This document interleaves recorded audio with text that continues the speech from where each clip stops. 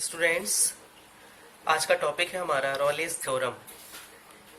तो सबसे पहले हम इस रॉलेस थ्योरम का स्टेटमेंट यहाँ पर लिखते हैं। तो स्टेटमेंट है इसका, if fx is a real valued function such that first fx is continuous on the closed interval a comma b, that is a less than x less than b, means जो x है वो a और b के बीच में belong करेगा।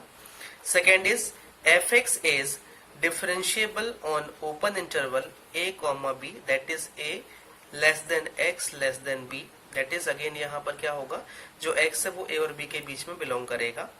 Third है fa is equal to fb, then there exists at least one value c of x in the open interval a comma b such that f dash c is equal to 0। इस तरीके से हमारा third statement रहेगा। Then there exist at least one value c of x in the open interval a comma b such that f dash c is equal to 0। Means सबसे पहले यहाँ पर क्या करना है, आपको कोई भी एक फंक्शन दिया जाएगा आपको क्वेश्चन में। फंक्शन आपका किसी भी टाइप का हो सकता है, वो आपका पॉलिनोमियल फंक्शन हो सकता है, वो आपका trigonometric, exponential, logarithmic and so on, किसी भी टाइप का फंक्शन हो सकता है। और उसमें पूछा जाएगा आपसे या बोला जाएगा कि आपको रॉलेस थ्योरम वेरीफाई करनी है पर्टिकुलर किसी फंक्शन के लिए। तो सबसे पहले आप क्या करेंगे, वहां पर इसका first statement as it is आप वहां पर नोट करेंगे कि जो फंक्शन है वो क्या होगा, कंटिन्यूअस होगा। अब फंक्शन कंटिन्यूअस कब होता है, जैसे मान लो वो पॉलिनोमियल दिया हुआ है या वो आपका ट्रिग्नोमेट्रिक दिया है या एक्सपोनेंशियल है, तो इन फंक्शंस की हमने कंटिन्यूटी भी चेक कर लिया है एलएचएल और आरएचएल बेसिस पे। तो फंक्शन क्या है वहां पर, कंटिन्यूअस है on the given value of A and B, जो भी आपको वहां इंटरवल दिया जाएगा। सेकेंड केस में आपको रखना है कि एफ एक्स इज डिफरेंशिएबल। अगर फंक्शन आपका कंटिन्यूअस है मतलब उसको अपन डिफरेंशिएट भी कर सकते हैं in the open interval A comma B.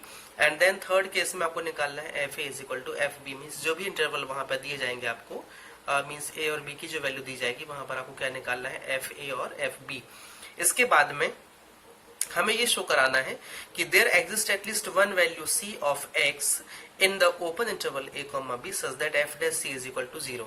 यहाँ पे जो f डैश c है ये differentiation of a given function को रिप्रेजेंट करेगा। मींस जो भी फंक्शन आपको दिया जाएगा उसको अपन फर्स्ट टाइम डिफरेंस करेंगे तो क्या हो जाएगा, यहाँ पर ये f डैश हो जाएगा। तो स्टूडेंट्स, एग्जाम में क्या होता है कि ये जो क्वेश्चन है कई बार ऐसा होता है कि ये 2 मार्क्स में एज इट इज लिखने को आता है, तो वहां पर आपको ये रॉलेस थ्योरम पूरी लर्न होनी चाहिए, इसका स्टेटमेंट आपको पूरा पता होना चाहिए। और एज इट इज जो पॉइंट्स यहाँ पर मैंने लिखे हैं 1, 2 और 3 पॉइंट्स हैं, इनको एज इट इज आपको वहां पर नोट करने को एग्जाम में आता है। और कई बार क्वेश्चन क्या आता है तो वहां पे कि verify Rolle's theorem for the particular given function. तो आपको दोनों सिचुएशन में रेडी रहना है। एक तो इसका रॉलेस थ्योरम जो स्टेटमेंट है वो एज इट इज आप उसको बिल्कुल लर्न कर लीजिए, इसके जो पॉइंट्स है वो एज इट इज आपको लर्न होने चाहिए। एंड साथ में जब हम आगे फंक्शंस में रॉलेस थ्योरम परफॉर्म कराएंगे तो आगे जो मैं क्वेश्चन करा रहा हूँ आपको, उसमें इसकी प्रोसीजर आपको समझ में जाएगी।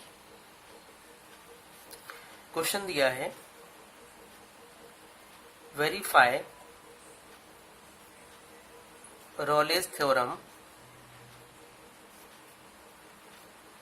For the function fx is equal to x square minus 4x plus 3 in the interval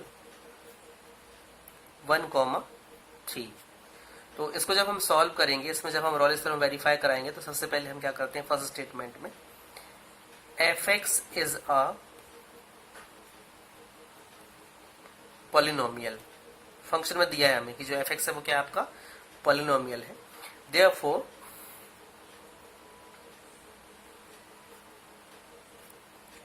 continuous in 1,3, means 1 और 3 पे अगर अपन इसकी कंटिन्यूटी चेक करेंगे तो क्या होगा, ये फंक्शन आपका कंटिन्यूअस हो जाएगा।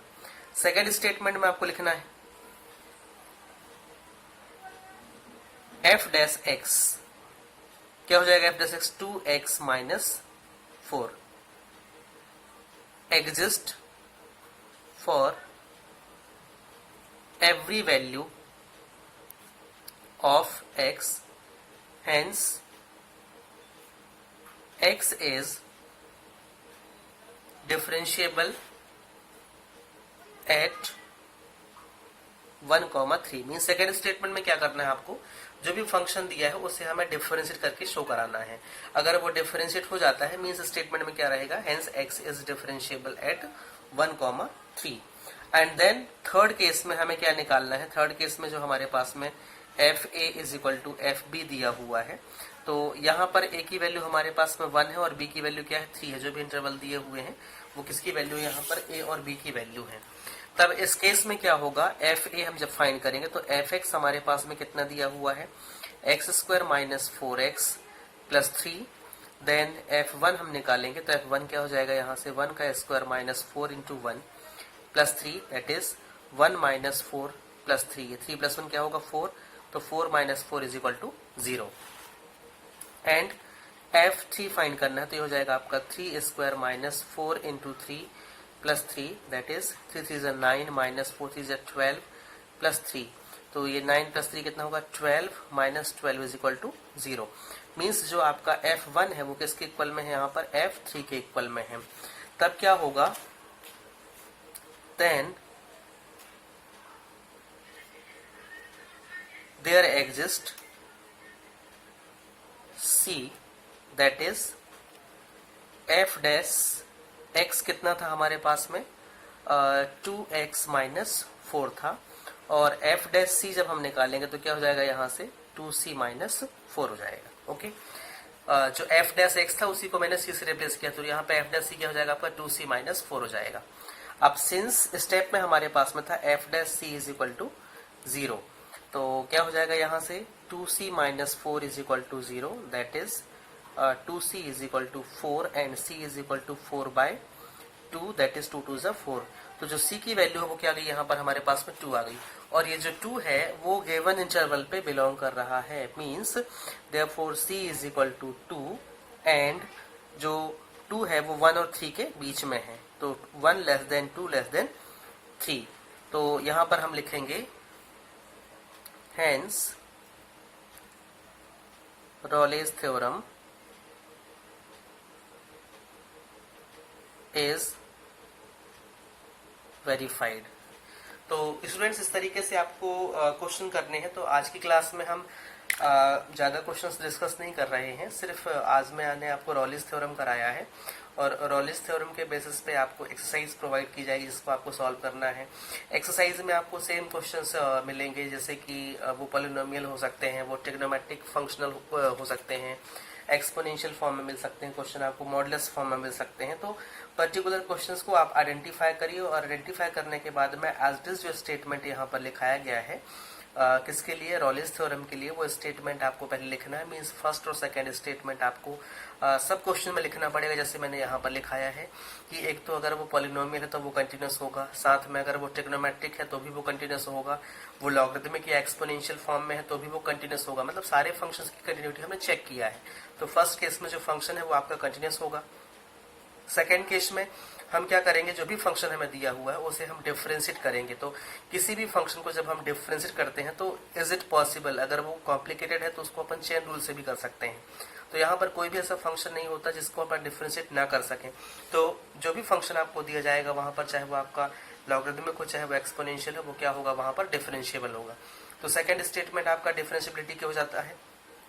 थर्ड स्टेप में आपको F A is equal to F B निकालना है। यहाँ पर जो ए और बी की वैल्यू है वही वैल्यूज है जो आपको इंटरवल में वहां पर दी जा रही हैं। तो उन इंटरवल्स की हेल्प से आप एफ ए और एफ बी निकालेंगे।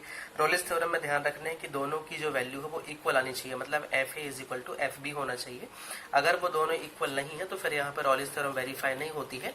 फिर वहां पे क्या वेरीफाई होगा, वहां पे लैग्रांज वेरीफाई होगा। लैग्रांज जिसको अपन मीन वैल्यू थ्योरम बोलते हैं, जो हम नेक्स्ट क्लास में करने जाएंगे।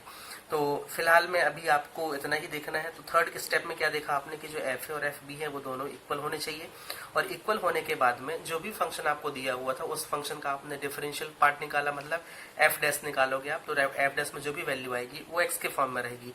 एंड फाइनली आपको क्या करना है, वहां पर एक्स को सी से रिप्लेस करना है। एंड देन आफ्टर रिप्लेसिंग उसके बाद में क्या करना है, कंडीशन में हमने थर्ड स्टेप में लिखा है रॉलिस की कि एफ डैश सी को क्या करना है, वहां पर 0 करना है। और एफ डैश सी को 0 से इक्वेट करने के बाद में फिर हम क्या करेंगे, वहां से सी की वैल्यू निकालेंगे। और जो सी की वैल्यू होगी वो गिवन इंटरवल पे बिलोंग करेगी, और जैसे वो बिलोंग कर जाती है मतलब वहां पर रॉलिस थ्योरम आपकी वेरीफाई हो जाती है। तो स्टूडेंट्स आज की टॉपिक में ज़्यादा क्वेश्चंस मैं नहीं करा रहा हूँ, मैं सिर्फ आपको रॉयल्स थ्योरम और उसका एक क्वेश्चन दिया है, इसके बेस में आपको एक्सरसाइज प्रोवाइड करूंगा। इसके कुछ मेन क्वेश्चंस मैं आपको मार्क कर दूंगा, उन क्वेश्चंस को आप लगाइए। और नेक्स्ट क्लास में हमारा जो रहेगा वो लैग्रांज थ्योरम है, और लैग्रांज थ्योरम के बाद में एक मिसलेनियस एक्सरसाइज हमको मिलेगी जिसमें ओवरऑल जो कुछ भी हमने पढ़ा हुआ है हार्डर डिफरेंशिएशन में उसके नेक्स्ट क्वेश्चंस वहां पर मिलेंगे, और उसके बाद में जो हार्डर डिफरेंशिएशन है वो चैप्टर हमारा कंप्लीट हो जाएगा। मीन्स 2 क्लास और लगेंगे इसमें कंप्लीट होने में, एंड देन फिर स्टार्ट करेंगे हम एप्लीकेशन ऑफ डेरिवेटिव्स। तो स्टूडेंट्स आप लोग नोट्स तैयार करिए, और जो भी क्वेश्चंस आपको कराए जा रहे हैं उनको आप करिए। अपने नोट्स मुझे पीडीएफ फाइल बनाकर भेजिए, मुझे करेक्शन करके रिपोर्ट देनी है वहाँ पर ऑफिशियली। सो चलिए हम नेक्स्ट क्लास में मिलते हैं, और इसके जो नया टॉपिक है लैग्रांज थ्योरम उसको अपन कंप्लीट करेंगे। Thank you.